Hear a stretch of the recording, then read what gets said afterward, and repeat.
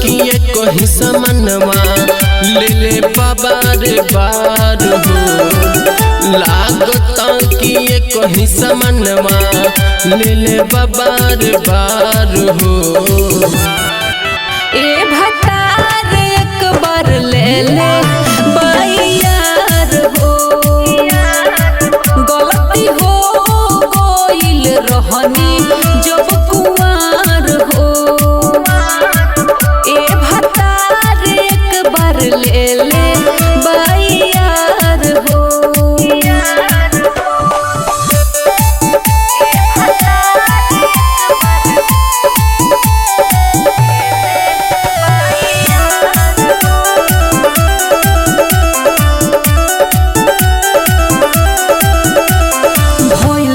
गलती न दुनिया में फिर न दोबारा भल जवानिया में। माफ करी गलती हो गई।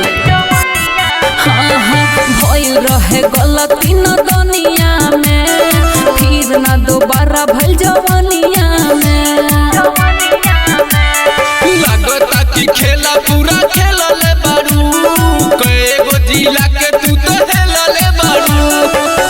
चूल्हा में लौना कोनो डललस लागतार हो।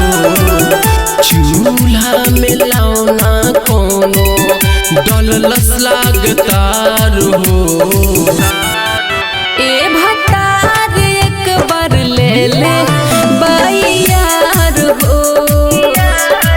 गलती हो गइल रहनी जब कुंवार हो। ए भतार एक बार ले ले यार हो। Mix by Sagar recording studio Majhagarh Gopalganj.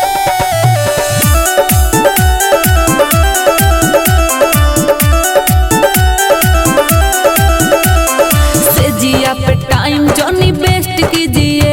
जवानी बा मलाई खाई टेस्ट कीजिए। से जिया पे टाइम जॉनी बेस्ट कीजिए। जवानी बा मलाई खाई टेस्ट कीजिए। सुनिए के बात मत भारी भइल बा।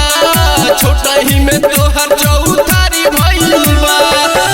बीकेस कामिल रोहित बा भइल बाटे पार हो। बीकेस कामिल रितेश बा भइल बाटे पार हो।